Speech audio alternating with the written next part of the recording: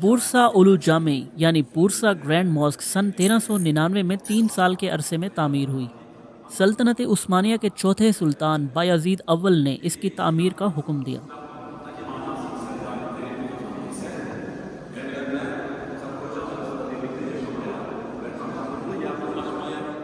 مسجد کا رقبہ 3000 square metre سے زیادہ ہے اور مسجد میں 20 گنبد ہیں۔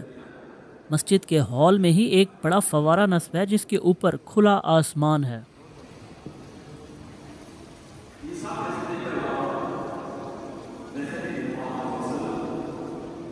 اور ساتھ ہی وضو کے لیے جگہ بنی ہوئی ہے۔